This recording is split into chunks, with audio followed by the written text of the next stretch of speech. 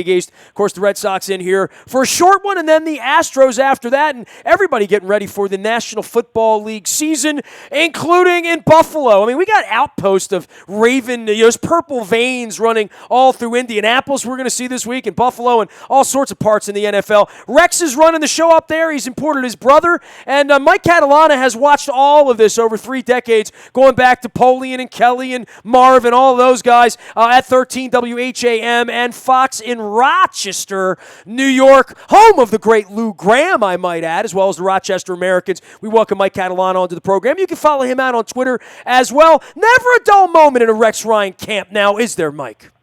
No, yeah, he is a slightly different Rex this year. Last year it was all new, and everybody got to hear, we hear it with Rex with the Jets, but now we lived it every day. And that last year he was full-on Rex. He was a comedy show in every news conference. This year, I think for Rex, he's a little toned down. He's stopped a little of the hyperbole, but he's got his brother Rob with him now. He's got Ed Reed with him now. So he seems to be enjoying himself. I think he's enjoying himself more this year, even though there's a little more pressure on him. All right, man. So tell me about Ed Reed. I know you've covered a lot of camps here. I can't say that I'm shocked that he's doing this. I mean, I've known Ed from the beginning. When he got drafted in here, you talk about the mercurial type and a guy whose highs were very high, his lows were very low, and at various points might have been the best player in the league, doing anything for a couple of those seasons. To go out and teach young people, that's what he did here in the end. It's what, quite frankly, he didn't do under Billick that he started to do under Harbaugh and got that parade down in Louisiana on that beautiful night. But Ed relating to younger players, that's interesting. That might work out. This may be a calling for Ed that maybe we didn't see coming. I think he's a different guy now that he knows he can't play anymore. And, some would argue he couldn't play at the end with the Jets, but he was hanging in there. Rex referred to him as sort of a Pied Piper. The young guys follow everything. He was joking with us before the preseason game. He says, they come out on the field, and Ed tells the guys, one of the things you can do to warm up, get some tennis balls, catch tennis balls, get your hands ready. And Rex was laughing. He goes, if I tell them that, they're going to look at me like I'm an idiot. Ed Reed says it, and everybody listens to it. And he was laughing about it. But Ed has really taken to this, and guys like Aaron Williams, Corey Graham, they are loving every minute of being around him as that guy. And he's been very, very popular at camp with the players in that, the fact that he isn't that far removed, and he's Ed Reed. So they are listening to what he has to say. It really is amazing if you go into a meeting room and a guy like Ed Reed puts his foot up your ass and you're 22 and, you're a 6th-round draft pick and you're just trying to make it. That's even more than, when it comes to giving love and a pat on the back versus being, being the stick guy and not the carrot guy. That's going to be an interesting role for Ed because one of the things that's been missing here, and Marvin Lewis said this to me back in the 90s, and he said it when Rod Woodson came in, and he said it when, at that point Saragusa came in. There's no more my bads. The ball goes over your head. You can't say my bad, that when that is eliminated, when it's unacceptable to Ray Lewis and Ed Reed, we certainly had a generation of that where you didn't want to go back into the huddle and tell Ray Lewis that you were lined up wrong. You didn't want to go back into the huddle and say to Ed Reed, I dropped that pick that hit me between the 2 and the 1 or whatever it was, right? No, I think you're right. I think there's a level of accountability that sometimes gets lost. And honestly, it was lost in Buffalo. It was lost this past year with Rex. I didn't think he had it a year ago. And I too think he's trying to change. And, maybe Ed is one of those guys. Maybe it's the second year of having the whole staff together. But you need the veterans to do that. And if it's somewhat in the coaching ranks or if it ends up being the veteran players, it's a little different for Tyrod Taylor. He's a little different this year. But guys like that, for this organization, need to step up to be able to say to a guy, that doesn't work. I mean, they've been doing these opportunity laps. You jump off sides at practice, you run a lap. All right. That's kind of funny, and everybody says, look at them doing that. Then they go and play in the first preseason game, and they had 4 guys jump off sides, both pre-snap. And, it's not effective. There has to be something there to make guys accountable, and that's been lacking with this team, and I think Rex is hoping some of these guys help him bring it about. He is the longtime sports director at 13 WHAM and Fox Rochester up in upstate New York, where all things are Bills this time of year. He's Mike Catalana. You can follow his journey out on Twitter at Mike Catalana. That's Catalana. That's if you want to find him on Twitter, you got to spell it right. It's like my name. Don't spell it with an E. For Rex toning it down, like I see the rah-rah, and I know he knows about his old man going out to Arizona and saying you got a winner in town. The same thing in Philadelphia, and what he did when he first got to New York to be larger than life and coming in on, when the Giants have Eli Manning and they have Tom Coughlin, he's trying to figure it out. The thing in Buffalo is real simple. You just win, right? I mean, you're not recruiting anybody there. Everybody in the 716 is down with the Bills. This is what they do. It's a lifestyle. They're either drinking beer because they're winning or they're drinking beer because they're losing. And if you're winning, you're not going to have any problem selling tickets and getting the love. And if you're losing, there's no way you're going to talk your way out of it, right? No, there needs to be a change, though, I think, because it's been, sometimes people will refer to the Bills almost like they've been a team that's, 4-12 every year. Unfortunately, you know what the Bills have been. They're always in that 7-9, 8-8. I mean, this is the 17th year they've had training camp at St. John Fisher. They haven't made the playoffs once in those 17 years. Wow. That's difficult to do. And I think there needs to be a point. I think the fans, it's funny, the reaction with the fans this year, they're selling tickets. I mean, you're right. The people are still buying in enough. They're selling tickets. But I think there is pressure, a lot more pressure on Rex this year. I think people have looked at it and said, all right, you have talent on this team. There's no doubt they have some talent. Let's show that you can get yourself into the postseason. I think you think about it. The Music City Miracle was the last playoff game for this franchise. Wow. And that's absurd. I know the Patriots are in the division, but there gets to be a point where you're like, somebody's got to step up and sneak in even as a wild card. So I think there is a little more accountability than there has been. And obviously they're hoping that maybe Tyrod is the guy that at least takes them in the right direction.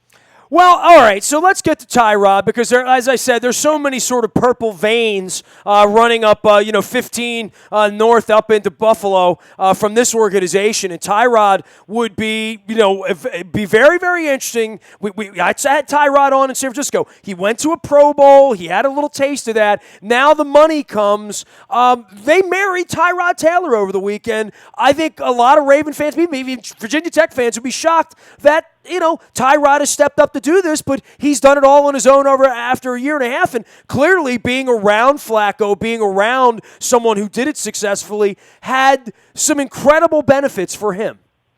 I agree with you. And it was interesting to see with Tyrod. He came to camp last year at Fisher. And now when I look back on it, I mean, he's competing with Matt Castle and E.J. Manuel. In hindsight, the competition wasn't great. But he absolutely outplayed those two guys, and they almost had to make the decision to give him the start. So then he goes in there, he plays a year. He had some really good moments. Now, you're right about marrying him with this contract. I was a little surprised it happened when he did, but from what I've been told about the contract, and it's been reported a few places, I refer to it as a marriage with a prenup. Okay, so I think the Bills can get out of it pretty much at the end of the year, and then they'd be paying him about $10 million this year when he was scheduled to make about $3 million. But it's set up for a long-term marriage. Can he justify that? Yeah, Buffalo's been desperate. The best quarterback play they've had since Jim Kelly was Doug Flutie. I mean, that's a little bit of Bledsoe, a little bit of Ryan Fitzpatrick. That's it. So it's set up for him. But the marriage part, I do think it's one of those deals that, let's see how it works out after the year. But he's going to get every opportunity to do it. And I think he's got to take a little ownership of the franchise now because they're going to expect him to be the guy. So it's going to be an interesting way to see how he handles running the team. I mean, he's running offensive meetings in the evenings now, players-only meetings. Tyrod's running that on offense. So that's something we wouldn't have seen a year ago out of him, even as a rookie starter, or first-year starter, not a rookie starter. Why was it so important for them to get married to him before the season started, unless they're really afraid he's going to go 12-4 and throw for 4,000 yards and literally be that guy, which I'm not betting against Ty. I like Tyrod a ton, but I think most of the other organizations would look at this and not say, well, I wish Tyrod Taylor was our quarterback. I don't know that anybody covets him in that way, and certainly before last year, none of them coveted him that way that Rex does.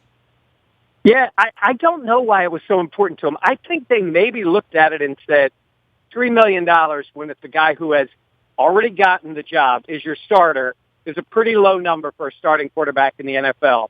And I think they wanted, this is honestly just a guess on my part, because most of the people tell me with the organization, what are they going to tell you? They really like Tyrod. Okay, they could have really liked him for this year. And like you said, play it out. If he has a great year, franchise him. I mean, they could go all that route. I think they wanted to take that off the table. I think they wanted to pay him like this year he's going to make, I think, 9.5, which for starting quarterbacks is probably about, middle of the pack. And I think they wanted to take that off the table, have the long-term deal out there in case he meets some of these expectations, and then be able to move forward from there. Could they have just gone with it? Would I have done that? Honestly, I kind of think I would have. I wouldn't have minded seeing the guy play with a little chip on his shoulder, underpaid, and then see what happens at the end of the year. I think they wanted a little stability, and I think it is also structured in a way that could help them get it done with Stephon Gilmore in a year, because I think that's a guy they think they may have to put the franchise tag on. He is the WHAM 13 Fox Sports Director up in Rochester, New York, and covering all things Buffalo Bills. He is Mike Catalana. That's Catalana. You can follow him there on Twitter as well as at 13WHAM.com. Got one of our other Purple guys up there in Corey Graham, but, he was sort of yours before he was ours. I mean, there's a real Buffalo kid that, that went off to Chicago and came here and got himself a piece of the rock and then went out and got himself a contract in his hometown. I think there's a guy that always sort of wanted to play in Buffalo. Yeah, I think he always did too. And he keeps making adjustments with his team. They moved him to the safety spot. He told me the other day, I'm still learning to play back there. He's back with Aaron Williams, another veteran who got banged up in practice the other day, so that's hurt him a little bit. But he's a guy who's pretty jacked up to be back at home. And, they were hoping he was one of those veteran guys that could bring that accountability to the team. I don't know if he's been that guy yet. I think in part because, you got to be the guy on the field in order to carry that off. And I think he's trying to be that guy for him. But I think he's a guy that's happy to be in Buffalo and happy to be, starting in the NFL, which it looks like he's going to be doing at safety this year. Well, I think the Bills tie into the whole narrative in that division right now that begins with Garoppolo. What in the world Gase and Tannehill are going to show down in Miami, and I don't have high expectations for them in any way. And I think the Jets have been trying to sort things out after sort of overachieving a little bit last year in the eyes of many people. A lot of guys at skill positions, and Fitzpatrick coming back there, but there's a guy that I know you know pretty well, too. Yeah, isn't it something with Fitz? There is it's an interesting thing with Bills fans with Fitz. They really like the guy. He's a hard guy to not like, but they always will say, Fitz will be Fitz. He'll just do this to you. Look at him last year. He was 10-4 against the league and 0-2 against Buffalo, including that last game. And Bills fans just sat there and watched Fitz make mistakes at the end of that game, and it really kept that team out of the playoffs. He had beaten New England the week before. I mean, Fitz is a frustrating guy because he's just good enough to break your heart as a quarterback. But you mentioned it. Okay, so you got Miami. Tannehill hadn't done anything yet. I keep hearing that Gaze is this, quarterback whisperer. All right, so let's see what he does down with that franchise, who's going to have their own issues on that D-line with Ndamukong Suh, who blew things up, and Mario Williams, who quit on the Bills here. That should be an interesting D-line. And so you say to yourself, if you're Buffalo, and 4 games without Brady. And I will tell you this one other thing. If Jimmy Garoppolo is really good, I think Bills fans will just stop watching football. I think it'll just crush them because they're just counting the days until Brady is gone. They're going to get 4 games without him. If Garoppolo was running out there making plays, I think it'll be a little too much for Bills fans to take. Well, as a Ravens fan, we're going to see Andrew Luck this week, and it feels like every time we play the Colts, it's it's no longer Bill Troop and Gary Hogaboom, calling the plays, and it is always somebody there. I mean, replacing quarterbacks, it would be just like Belichick, wouldn't it, to find some other guy who nobody wanted and turn him into a Hall of Famer, right?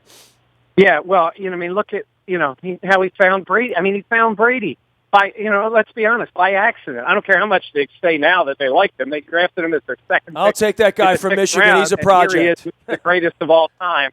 And, and then he trades Bledsoe to Buffalo, and the Bills give up a number 1 pick for him, and he has about 6 good games in Buffalo, and then Belichick destroys him here. So, that portion of it, that can't end soon enough for Bills fans. But honestly, that other spot in the division, I mean, who are you putting your faith in quarterback-wise? Are you putting it in, Tannehill? Are you putting it in Tyrod? Are you putting it in Fitz or Bryce Petty or Hackenberg or whoever else comes up there? So, no one knows what's going to happen next, but most of the faith, I think, in that division would still have to be with Belichick, whoever he has at quarterback. Hey, it's great having you on, Mike. Stay cool up there in upstate New York, and I know we're going to have a pretty good football season here in a couple weeks. Really tough getting through this preseason sludge, isn't it? I mean, nothing worse than fake football when it really comes down to it under the bright lights on a Saturday night, right? Well, especially like in Buffalo with all the injuries they've had, I think they're scared to death to play almost anybody in these games. I think they're going to put Sammy Watkins in bubble wrap for camp. McCoy, the same thing. I think they're going to really try to take it easy. They got they've got a couple of games, and they're just trying to get themselves. They've lost their first 2 draft picks to injury. They just want to get to the game down to your place September 11th and see what happens from there. We're going to open up against Tyrod and Rets. It's going to be a party here in Baltimore the weekend of September 11th. Always great to have you on, Mike. Appreciate the time, as always. Keep the faith up there in Rochester. Hey, next time we get together, we're going to tell Naomi Silver stories and Peter Angelos and the former Rochester Red Wings of Cal Ripken in my youth.